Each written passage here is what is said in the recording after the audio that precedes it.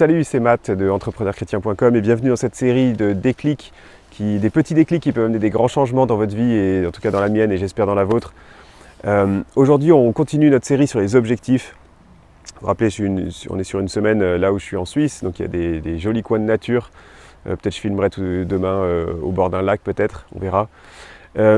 Hier, on a parlé des objectifs. On a parlé de qu'est-ce qui était important pour vous et j'espère que vous êtes passé à l'action tout de suite, que vous avez noté sur un bout de papier qui vous voudriez être vous-même, qu'est-ce que vous voudriez faire d'ici 1 ou 2 ans, quel genre de couple vous voudriez avoir, voilà. J'espère que vous l'avez fait. Si vous ne l'avez pas fait, reprenez la vidéo d'hier, c'est dommage, ça serait dommage. Mais on continue pour ceux qui veulent continuer. Et aujourd'hui, on va voir trois façons de formuler un bon objectif. Un objectif, il doit se formuler, premièrement, il doit être précis, de façon précise.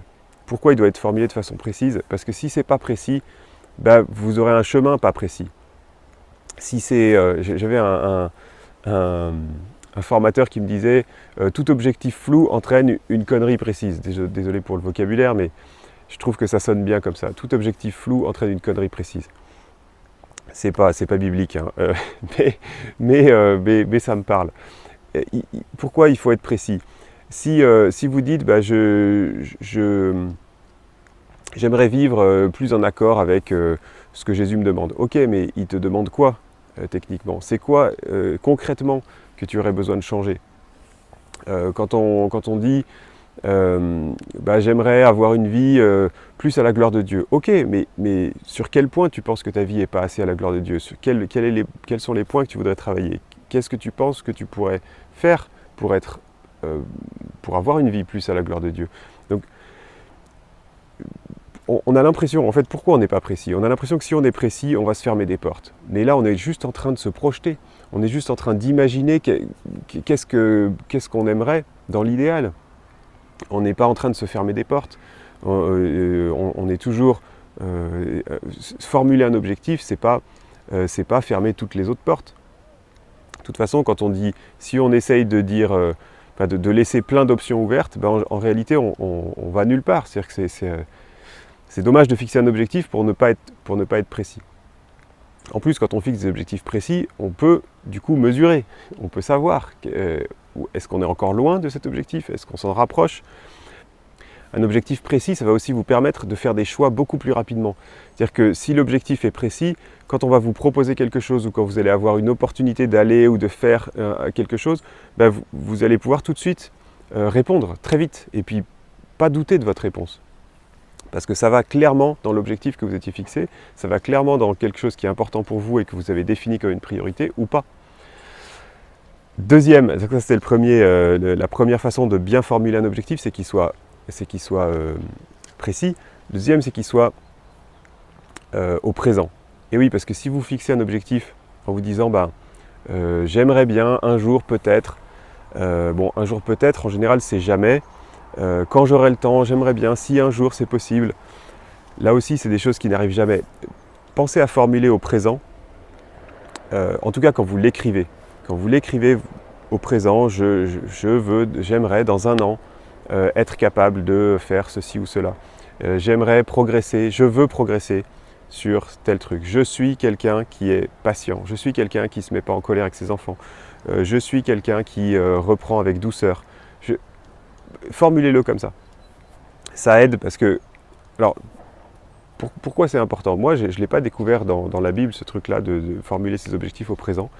Pour être honnête, je l'ai découvert dans des trucs de développement personnel auxquels j'adhère pas vraiment, ou pas à tout en tout cas. Et je me suis rendu compte, c'est un peu idiot, mais en réalité, quand Jésus vous demande d'avoir la foi et vous demande de croire ce qu'il vous a promis et de faire comme si vous aviez reçu, finalement c'est formulé au présent qui on pense être. Je formule au présent que je suis un enfant de Dieu aimé et béni. Je me dis pas je serai peut-être éventuellement un enfant de Dieu quand il m'aura transformé et que... Non, je le suis déjà, même si je ne le vis pas complètement, même si je ne suis pas parfait. Et le premier qui dit qu'on doit être parfait, c'est Jésus. Hein. Soyez parfait comme votre Père Céleste est parfait. Lui, Jésus, fixe des objectifs. Lui, il fixe des standards. Il les fixe super haut. Et il les fixe au présent. Soyez maintenant parfait comme votre Père Céleste est parfait. Donc fixer au présent, quelle que soit la raison, je ne sais pas pourquoi, mais ça marche beaucoup mieux quand on se fixe un objectif au présent, qu'on fait comme si on l'avait déjà, comme si on avait déjà reçu, on a la foi que cet objectif est inspiré par Dieu et on veut, et alors vérifier aussi que ça soit bien le cas quand même, mais si c'est un bon objectif, formulez-le au présent. Alors le troisième point pour bien formuler son objectif, c'est de le formuler au positif, de façon positive. Je m'explique. Il y a des fois des gens qui disent « oui mais moi, je ne sais pas clairement mes objectifs, mais par contre je sais très clairement ce que je ne veux pas ». C'est bien si vous savez ce que vous ne voulez pas, c'est bien si vous savez que vous ne voulez pas être quelqu'un de colérique, c'est bien si vous voulez, si ce que vous ne voulez pas c'est ne pas divorcer par exemple. Mais quand on a listé quelques points comme ça négatifs qu'on ne voudrait pas, il reste encore un tas d'options pour avoir une vie moyenne, pour avoir une vie pourrie. Il reste encore des tas d'options pour avoir une vie gâchée. Il reste des tas d'options pour foirer sa relation de couple. Il reste un tas d'options pour ne pas faire la volonté de Dieu. Il reste un tas d'options pour ne pas progresser. Donc soyez positif. L'autre point pour être positif, qui est important d'être positif, c'est que vous allez focaliser sur justement le problème en lui-même. Formuler vos objectifs au positif, ça vous évite de vous focaliser trop sur le problème en lui-même, parce que sinon ça vous rappelle sans arrêt le problème, je vais arrêter de fumer, je vais arrêter de trop manger de ci ou de ça, ça vous fait penser justement à cette chose-là. Si vous formulez au positif, ça vous fait vous focaliser votre attention sur le résultat, sur la personne que vous voulez être, sur ce pourquoi c'est important de changer.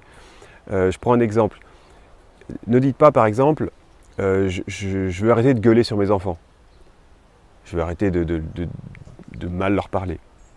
Dites plutôt, creusez-vous un petit peu et en tout cas je vous donne ce que moi je me suis formulé par rapport à mes enfants.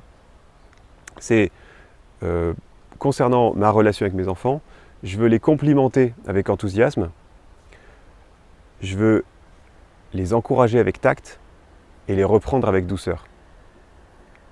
Et bien ça, chaque fois que je me le répète, ça me remet dans le bon axe pour ne pas gueuler sur mes enfants, effectivement. Mais je me suis focalisé sur quelque chose de positif, quelque chose qui est au présent, quelque chose qui est précis. Donc, reprenez votre liste d'objectifs et faites ça, et demain on verra encore un peu plus de choses.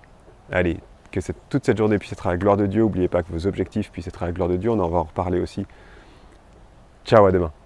Si tu aimes, clique sur j'aime, c'est la façon la plus simple de partager et d'inspirer d'autres personnes.